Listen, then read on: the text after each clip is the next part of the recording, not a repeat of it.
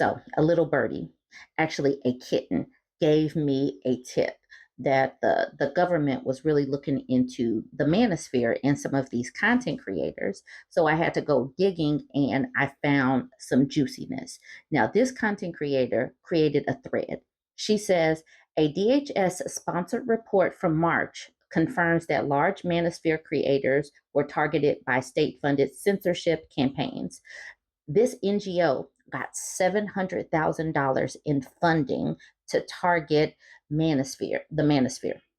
Their whole goal is to take the red pill's audience and divert them to other more positive male influences, or what this government funded program deems as more positive male influences. So whatever Men Alive is, something about fishing, Every Man, the Mankind Project, Visible Man. This is what they're doing. They're taking eyeballs from the manosphere and red pill content creators and trying to divert them over to these more acceptable male influences. So here's the rest of her tweet. She says, in response to my prior reporting, Diverting Hate, that's the name of the program, removed their reports off their public website.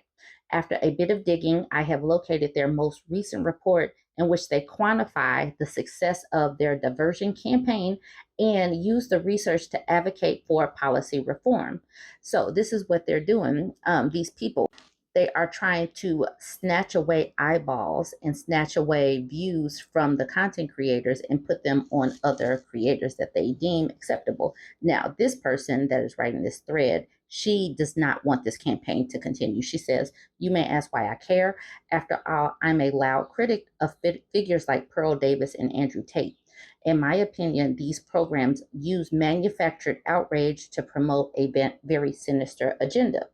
She says the overall goal of this program is to encourage lawmakers and social media platforms to go to much greater lengths, including the use of sweeping surveillance and AI facial recognition to moderate hate speech.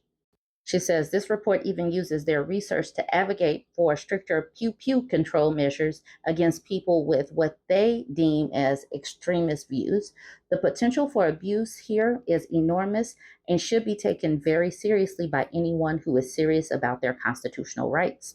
Okay, so there is a whole document from 2004, but there was also one back in 2023. And I just now am getting wind of this, but you know that these content creators know this. And she tagged the creators that were in the report. And so what I'm going to do with future videos is examine some of these content creators and dig deeper into their content. But today I just want to talk about what this project is. She continues with, to reiterate, this program funded by the U.S. Department of Homeland Security placed ads featuring competitor influencers onto YouTube videos of targeted manosphere creators. That means if you clicked on one of Rollo Tomasi's YouTube videos, you might see a state-sponsored advertisement for his competitor, Justin Baldoni. Okay, so here is the report. Diverting Hate, Misogynistic Extremism, the Manosphere, and Mainstream Social Media. And this is the report from March 2024. This is the third volume. So they must have had two last year. Their tagline, we exist to create a world where all people can be safe from misogyny. So like I said, with this video today, we're just going to get into the whys of this report. And then we will talk about the individual creators that they're talking about. Their vision, we seek to advance.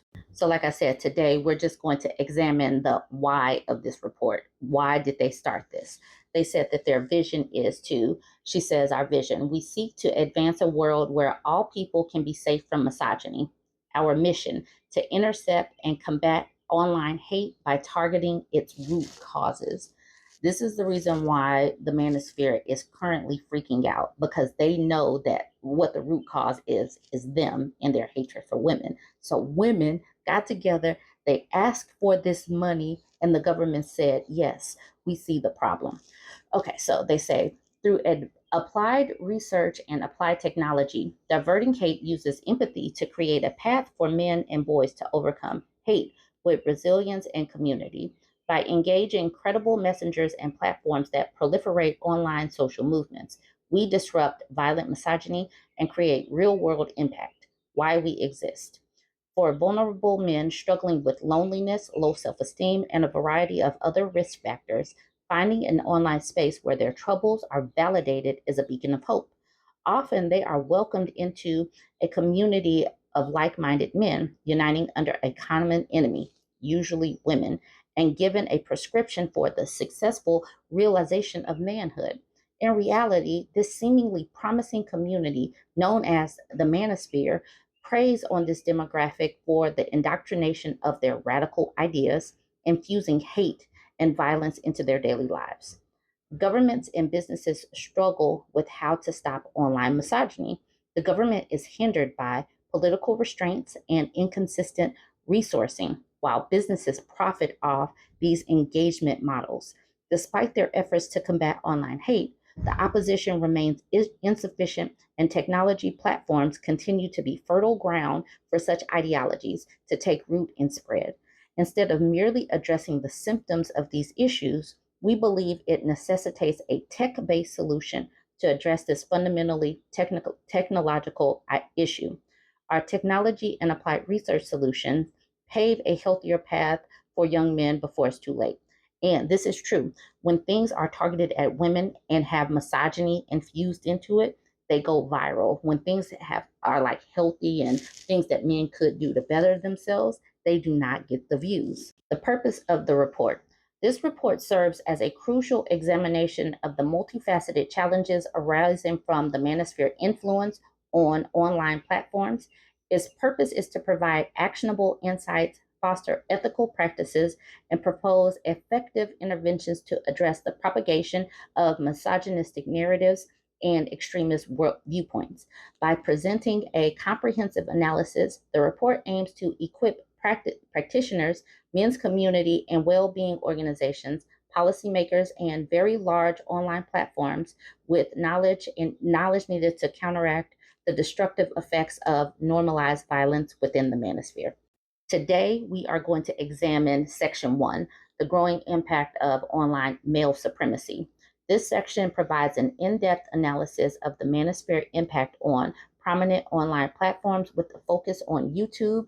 Incels Getter, they're going to be unveiling the profit driven trends on YouTube. It highlights influencers leveraging TikTok for dissemination of anti feminist ideologies. So let's look at what the male supremacy scale is. So this is how they gauge the male supremacy score. The scale has 15 items across 3 subsections. Anti-feminism. Number 1, feminism is about hating men. Number 2, modern society prioritizes women over men. Number 3, feminists are unattractive. Number 4, women use feminism to gain an unfair advantage over men. Number 5, feminists are seeking to control men. Female dishonesty in relationships. Number 6, if a man commits to a woman in romantic relationships, she gets the upper hand. Number 7, in a relationship, women are less trustworthy than men. Number 8, men in romantic relationships need to be constantly on guard for cheating. Number 9, women have a biological drive to cheat on their partners. Number 10, you can't trust a woman to be faithful in relationships. Okay, next subsection, women like alphas. Number 11, women are biologically driven to seek out the highest status men possible. Number 12, women can't help being attracted to rich men. Number 13, women can't help but be attracted to those who are in higher status than they are. Number 14, women are not attracted to men who have low social status. Number 15, women are attracted to high status men.